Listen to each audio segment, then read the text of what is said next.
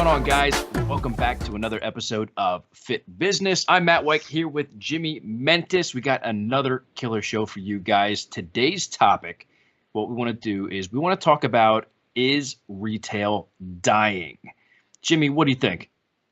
Well, first of all, you didn't even say hello. You went right into the initial, like, hey, this is what we're talking about. How are you, Matt? We're busy, man. I'm good. I'm super busy. I know you are as well. Got a million different projects that I'm juggling currently. I have about 18 different things up in the air right now, and luckily nothing's falling just yet. But it's a grind. In our last show, Dan Sullivan basically hit the nail right on the head. You're just pumping out content left and right, right? It is. I mean, and you said it before. I mean, I have people like yourself who you'll email me in the morning and say, hey, I need an article on this topic. And, you know, sometimes the deadline is, hey, I need it in a week. Sometimes it's, hey, I need it by the end of the day.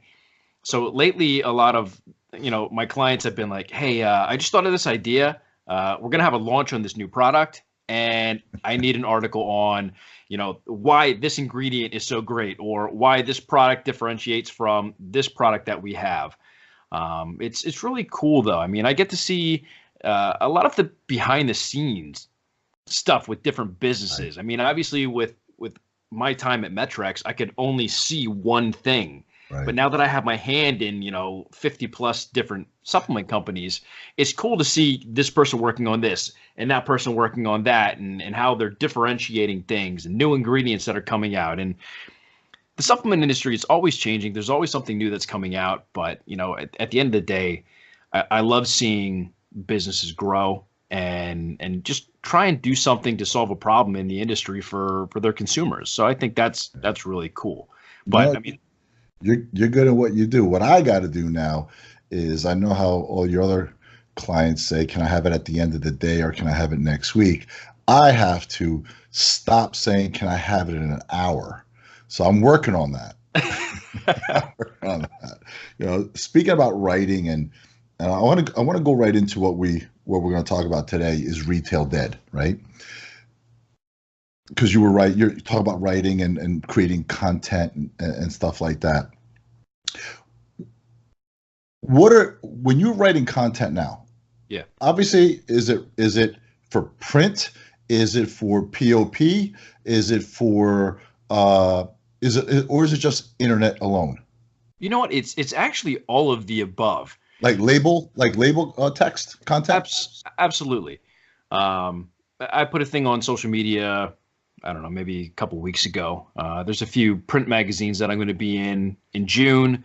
I'll be in another print magazine in, I think it's August. But one is Muscle and Fitness. The other is Hers, the female version. Mm-hmm. And, so people are always looking for content, and, magazines are dying, and it's a shame. I saw that today. Iron Man was just brought back to life, Iron Man magazine. Right. And I think that's really cool. I would love to see magazines come back out. It's just something nostalgic about, opening up the pages and flipping through. But I understand the whole, they have to get ads. The advertising dollars is what actually pays for it. And that's hard these days in a digital world. But, with my content, I have a lot of people that it's all e-commerce based. It's stuff for their website. So they come out with the product. Hey, Matt, I have this great product. I know it's a great product, but how do I tell the story about the product? Create the product page for me, the sales page, that, the landing page where people can go, they read about it, that gets them excited, gets that emotion from them. I need to buy this now because, whatever the content or, text says. But most of it is online these days. I mean, I don't believe retail is dead. I think the owners of the stores, I think the owners of the businesses, of the retail stores, have lost the interest and are actually giving up because the consumer has another opportunity to shop online, right? It has another shopping outlet. And since they, you have mom and pop stores, right? And Right. now they also sell on Amazon. The same, instead of having a warehouse, they create a storefront, Yep. right? So that experience that they go in, there isn't there. How can I say this? And I want to be very sensitive. So sorry. And I want to be so sensitive to this that nobody is creating that personal experience. So products are sitting on the shelf. People go in and they buy and they leave. So if they go in and buy and leave, why go into the store? And I feel that they're saying now, why the owners, managers, whatever you want to call them, they're saying now, why am I going to spend $40 or $35 to acquire a customer on the retail side, marketing, advertising to get them through the door, then I'm going to spend 15 to 20 bucks, probably even less, right? 15 to 20 bucks to acquire them online. And they're saying, well, I'm not going to provide that experience because it costs more. I believe if they provided that experience, it would cost around the same. I got to tell you, Matt, the malls down here in Florida, and I know Josh is probably going to listen and he's going to say, well, the malls are down. I got to tell you, the malls down here in Florida are packed. They're all expanding. All these online or these new brands, like the Athleta or whatever they're called, and one other one that's one of the famous actors, she's got yoga stuff. They're opening retail stores all over the place. Mom and pop stores are opening in strip malls. They're opening stores. Like, you don't see these strip malls that were empty 3-4 years ago. You see them full, and you actually see these strip malls being renovated. So why is all this money going in? Because I believe these owners of this real estate or these stores are seeing that they want to create the experience. They're missing out. I don't think retail is dead. My retail is alive.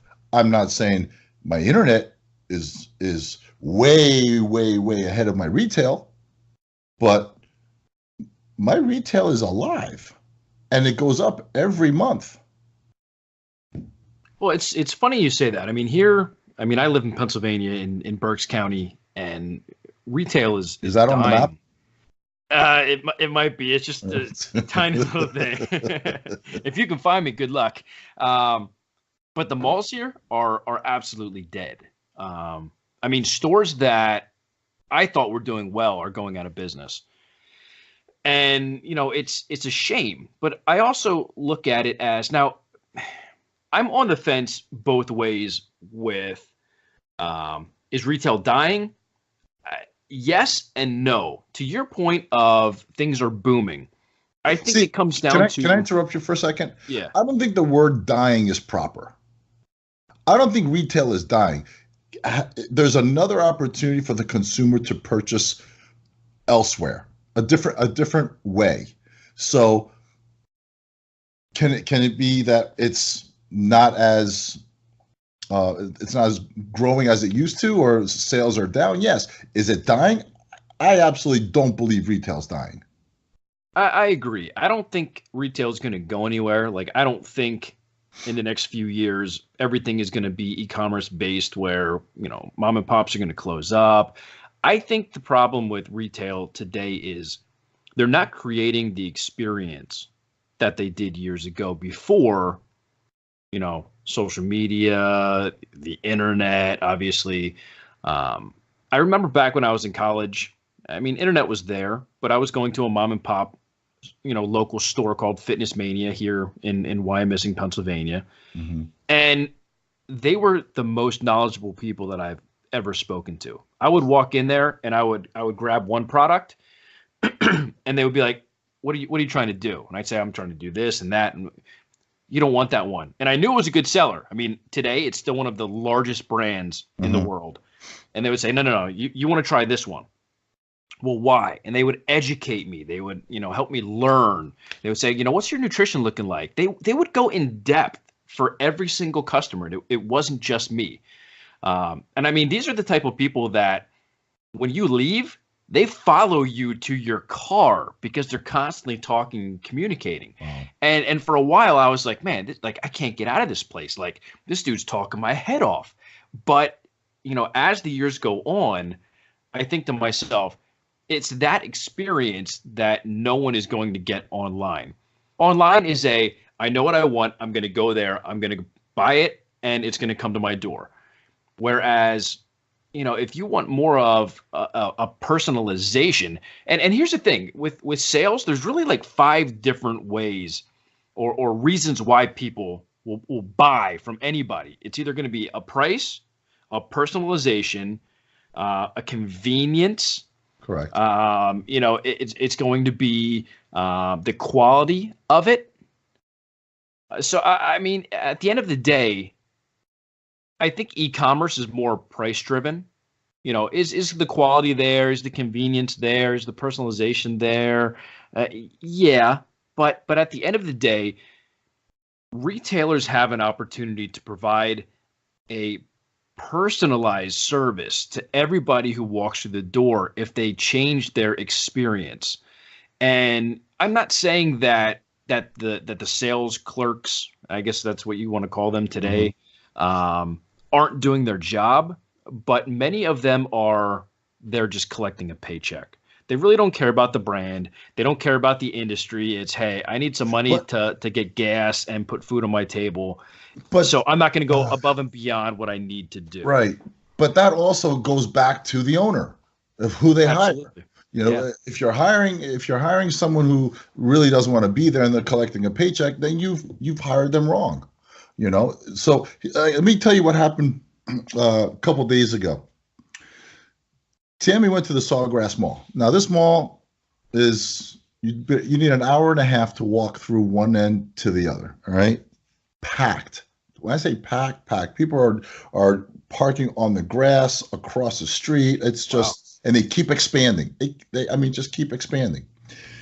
So she came home. I said, what'd you buy? Did you buy anything? She goes, yeah, I found these Converse. She went to the outlet mall. It's a little outlet mall too. She went to the outlet mall, and which they call it outlet mall, but it's really not. She found these Converse, $25. Basically, buy one get one free, right? Yeah. And I said, wow, I turned around and I said, wow, if they're buy one get one free, imagine on the internet what they are. She goes, oh no, I looked before. They're full price on the internet. People think that they're getting a better deal on the internet, but the actual stores have great and amazing deals. So I've seen that with Nike too. I've seen it with Jordan shoes. Yeah. You go on the internet, they're $140, $150. You go in the store, they're $99. So not everything on the internet is a deal. Right. So it doesn't matter on price point sometimes. It's the experience. These malls now is like a theme park. It's like a vacation. It's like you walk in and you got music. It's just amazing. I don't know what's going on up there, but down here you also got a lot of South Americans coming in, for vacation, or they actually come to shop. I think I posted the other day, locals are walking around with shopping bags, and tourists are walking around with luggage. Yeah. And it's true, but that doesn't mean it's retail is dying. It's people are coming to the mall to shop, and it's the experience that some of these malls are providing. There's malls here in Florida I probably will go to, and they're just dead because they're just blah. Mm-hmm. And there's malls 5 miles down the road or 10 miles down the road that are packed. That's what I think retail has a problem.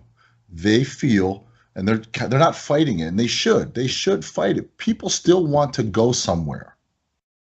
They still want to go. They want to go out. They want experience. Why do you think Cheesecake Factory opened almost at every mall? And then their sister company, the Grand Lux Cafe, which is their sister company, opened on the other side of the mall or very close or across the street, because that's where everybody's going. And if you see all these new food outlets, or, the California Pizza Kitchen, they're opening in around malls. So I don't quite understand it. Where is everybody getting these numbers? Just because stores are closing, BB closed, right? They said they're going on the internet. It doesn't mean that their stores are doing poor. That doesn't mean anything. If I discontinue a product, it doesn't always have to mean that it didn't do well. Maybe I just couldn't find the right ingredient for it anymore. Maybe the flavoring system, doesn't exist. There's always other reasons why a store closed down or something's been discontinued. So BB closed and they went straight internet. Maybe their leases they couldn't renew their lease. It didn't make any sense to renew their lease. So just because stores are closing doesn't mean that their sales are down. Yeah, I get it. I'm not going to sit here and tell you the sales, the retail sales are better than internet sales. It has taken, internet sales has taken a piece of the action, no doubt about it. Right. But not dying. Well, I think a lot of the owners, going back to them and putting the responsibility on them, I think a lot of the owners today are complacent. They don't want to change. They don't want to evolve with the time. And I think that's why they blame e-commerce. Well, the internet's killing me. How am I supposed to compete with the internet? Figure out a way. What was making your customer come in the first place before the internet? I mean, obviously, yes, if there was no internet, that would be the only place to buy it from. But you were probably providing them a service or some type of added value to why they came to you versus the other, competitor down the street. Right. So what's the reason? Because you can look at those variables and say, well, why do people come to me versus my competitor, or vice versa? We have a piece of pie, and that's business. And every piece of business is taking out a piece of the pie. So you have e-commerce being a big piece, you have retail. I mean, before all of that, you have to look at what your pie was. The breakdowns are going to be the same. It's just different, parts right. of the market that's dividing out those pieces. And I think so many people they're too lazy to look at the reason why business is down. They just want to blame the internet right away. Well, maybe they don't know. Maybe they don't know. I mean, take for instance, I'm going to bring him up. Steve Calabrese. Yep. That guy's opening stores. Yeah. He's opening stores. Right. He's providing service. Yep. He's got his shit down. But here's the difference, and I'm going to give Steve credit for this. The people that he hires are educated, they're passionate, they live for the industry, they actually practice what they preach. It's not somebody there just collecting a paycheck. And for me, if I go into a retail location, I want to feel the passion that somebody is showing me this product. If there's no passion there, then I'm going to get the feeling this really isn't a great product. If you can't get passionate telling me about this product, am I going to get bored with it after I buy it? Right. Whereas, when you walk in one of Steve's locations, hey, how can I help you? What are your goals? What are you doing? What's your nutrition look like? What's your workout look like? Okay, if you're doing this, that, and the other, this is what you're going to need to help with that. That's going to help you with this. And I mean, they're not trying to sell you everything under the sun. But if you're saying my recovery sucks, I'm sore, I'm not getting the results that I want, I'm not putting on the size. Exactly. Everything. It's that personal relationship and personalization from a service standpoint that so many people are missing out on, that Steve nails with his stores. But that's once you're in the store. What they're failing at is pulling them into the store. Mm-hmm. Is it a storefront? Is it the windows? Is it what's this? See, here's what I'm seeing. I think retail is hurting because no one's making an effort to bring people into the stores. Okay, just because you do a sale price and then the guy next door is doing another sale price and the guy down the road is doing a sale price. I mean, everybody's just spiraling down to the bottom of the barrel with undercutting each other. But how, I mean, Steve, if you're listening, I love for you to chime in when you can, and maybe we'll bring Steve on board, for a show. What is he doing different to bring the customer, the individual, because you don't know if he's a customer yet, the individual into the store, like the traffic, right? The website, if on the internet, what's your biggest concern about having a website? Traffic. It's not someone coming on the thing and then buying, because then, with cookies, you can still, redirect, retarget, and you do all that kind of stuff. But how do you get someone through your front door? I got to tell you, the way I've been working with retailers, it's communication, knowing that store is there, knowing that there's something in there waiting for them. And no, I don't think anybody's doing it. They turn the lights on. And if they're in the mall, right, they got all this foot traffic going around, and there's nobody at the door or something close there to say, hey, how are you today? Good afternoon, good evening, good morning. Right.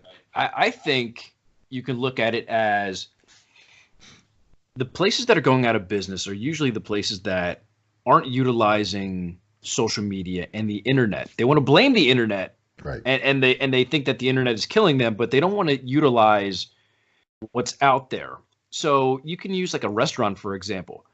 I mean, you would literally almost have to drive past the restaurant or even go into the restaurant to find out what the daily specials are, right?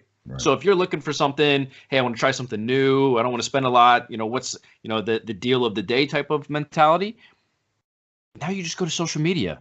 Hey, Olive Garden has X, Y, and Z today. This is the lunch of the day. This is the special of the day. This is the breakfast of the day. This is whatever of the day. You get that from social media. So if you can create that community and that audience that will follow you, they're going to see, a post on social media.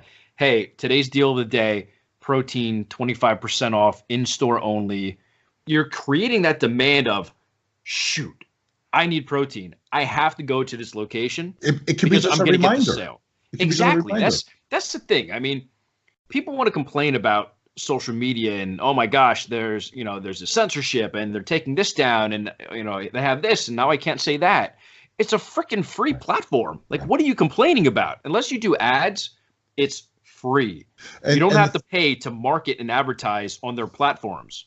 And with Facebook, and if you guys are listening out there, if you have your own retail store, with Facebook, you can target a zip code and an average of 5 miles or 10 miles in your own zip code.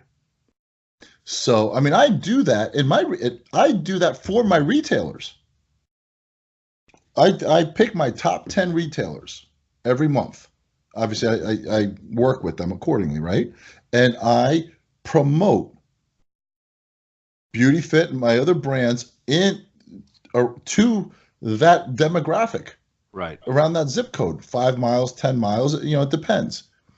And I tell them, when you go in, mention this, just so we can measure it. It's amazing. But people don't know. Like, people want to do something. People don't want to sit around anymore. People are like, oh yeah, the internet, we're just going to sit on our phones and this and that. Everybody's out. Everybody's running around. They're just tired of going to the same old place for the same old reasons. Right. If we create something different, I think people are going to get out there more. You can do the same thing on Instagram. You can type in a location and you'll have everybody's post in front of you. Right. If you're a what's the new thing, the escape rooms. So let's say people are going to the movies. So you're typing in, let's just use my example, Warnersville, Pennsylvania. You have all these people. Maybe you see guys, talking about Avengers and talking about, this entertainment, that entertainment. They're going here. Dude, click on that thing, say, hey, Avengers, I love that movie, blah, blah, blah. Hey, did you know that we have an escape room in your area? Bingo. And I mean, look, do you know what it takes? Time and effort. Yep. If you don't have it, you're going to go out of business anyways. Right. So, utilize these platforms to help you grow your business. I mean, so many people want to complain that, I'm trying everything. I can guarantee you're not trying everything. No, but you're trying something. If you are trying, you're trying something old. Right. And I think, and I think the owners have been stuck in the old way of marketing, the traditional marketing, and are not keeping up with the new way of marketing. Yeah, I just, there's I feel bad, Matt, I feel bad because the pit that I'm building, right? The guy was in business almost 10 years. 10 years. I've been here, 5 years in this location. And I saw him, and he was just devastated. He goes, Jimbo, I'm closing shop. I'm like, what do you mean? He goes, I can't do it no more. And you can tell he was old school. I said, you do anything on social media? He goes, you're doing anything on social media and this and that? He goes, no, I don't. I'm not even on social media myself. Yeah. So there's so many. Maybe you have to evolve. I'm evolving. I'm freaking evolving, and I'm old school. And now there's even new stuff now that I'm doing with BeautyFit. And I hired someone to help me so I can learn it too. If I don't learn it, man, I can't have someone just do it. I have to learn it first. And then I understand it because I understand the marketing side of my brand. If you let someone else do it, they're just going to, you don't know what they're marketing and how what's the message. But the system, the process, get out there, hire someone. Doesn't have to be full time. Doesn't have to be part time. A couple hours every 2-3 weeks, just so you can learn. You can learn how to market on the internet. That's it. It's not hard at all. Facebook does it for you sometimes. Right. Try it. I've put ads out there on social media, $1 a day. Some work, some don't, but they work. The ones that work are great. You got other ads that are a little more expensive, and you do the funnels and all that good stuff. But some posts I just put $1 a day for 30 days, just to keep in people's vision, just when they're going through their timelines and stuff like that. And that's something that I said to myself, I don't need it. No, but I saw the results. It's so underpriced for the return that you can get. And a lot of these old school people, they're still advertising on radio or even television. I mean, if you think back, many moons ago, it was radio and billboards. Right. Well, billboards now went digital because now they can make more money by having more impressions on the billboard per, minute or however, every 15 seconds or whatever it is that they can just keep rotating. But you look at those old school type of marketing techniques, and billboards, were they effective back in the day? Yes, because that's really all that we had. But when you think about it, you're driving past something, and if there's a number that you have to call or a website that you have to go to, you're driving. You're not going to have time to do it. It's too late. It's by the time you get to your destination. What was that billboard that I saw? Right. Exactly. So, and it's the same thing with radio. Look, I was a radio DJ. I had my own radio show. It was the advertisers who paid my salary, basically. So, at the end of the day, I wanted people to listen to the ads because that meant that people were going to come back and advertise with the radio station. But today, think about it. A commercial comes on the radio, you're flipping to the next station to get to more music. But you're not even listening to radio anymore. You got the Sirius, the XM, you got all the radio, and you got Spotify now. That's where everything's going. Exactly. Spotify radio. I truly believe, and this would actually be a cool topic to discuss. I truly believe that radio and television are going to be dead in the next Do you still have 10 to cable? 15 years. Do you still have cable? I do. I don't watch television. Okay. I do everything on my phone. Okay. I YouTube everything. Do you know how many people I know that don't have cable no more?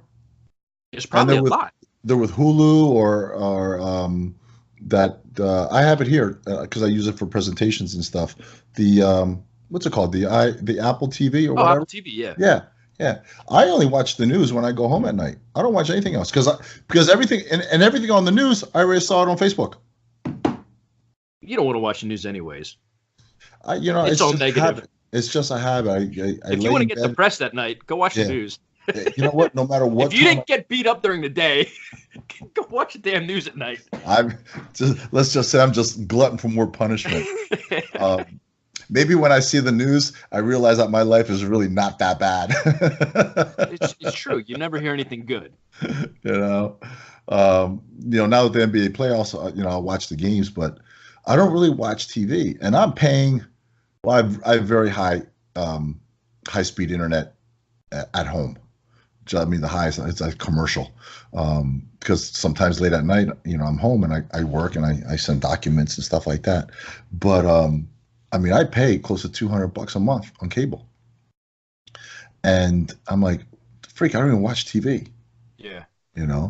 So yeah, that's another thing. Why isn't everybody's dropping cable? So. And it's full circle. And yeah.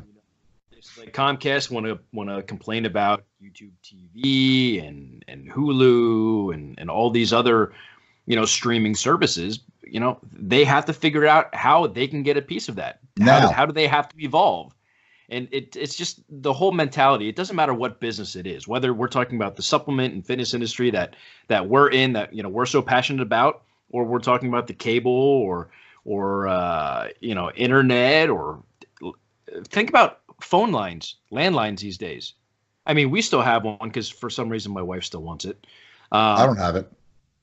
Well, here's the interesting thing, and I argue with Comcast every year. I say, why do you make it so that if I get rid of my phone, because it's a triple play, so you get internet, phone, cable. Right. If I get rid of my phone and I do a double play, I'm going to spend more money. Why is that? I'm like, I want to save you guys by not having to provide the service, which is going to cost you money too in the long run.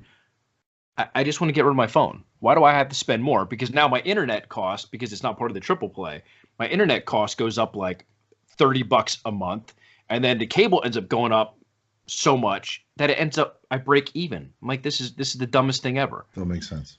But I mean, all businesses need to look at what they're doing, and if you're the type of person who doesn't like change, you're not going to make it. The next topic, and let's write this down. I don't know. We're talking about the retail. Next topic will be: are we going commercial free?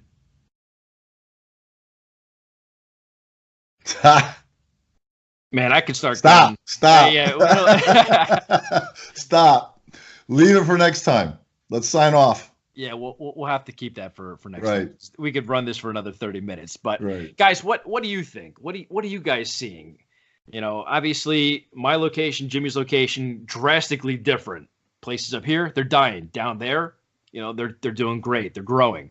So maybe it's a location-based type of thing. Where you are in the nation, whether you're in a big city, small city, you're in the country, whatever the case may be, vacation spots, touristy type locations. What's it like in your location? Let us know. Do you think it's dying? Go ahead.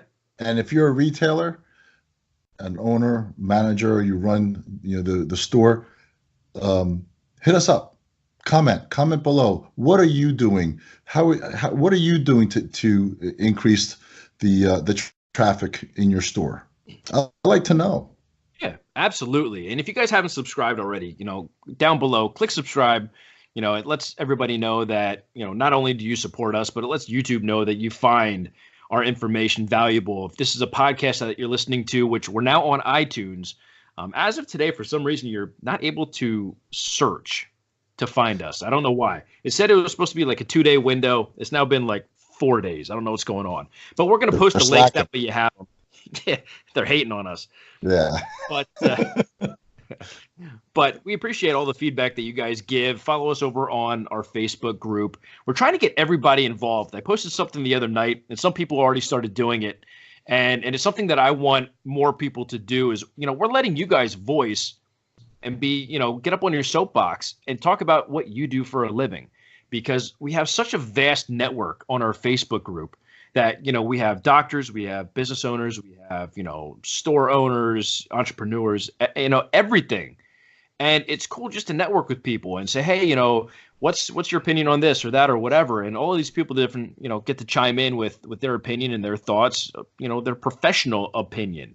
So, check us out over there. It's Fit Business Official over on Facebook. But thank you guys so much for listening. We love putting this content out. Give us a like, some feedback. That way we know what you guys like, dislike. If you have show ideas, we're always up for ideas. Let us know. But with that being said, I have nothing left. I hope you guys have a fantastic rest of your week, an amazing weekend. Jimmy, close us out. I'm out. Peace.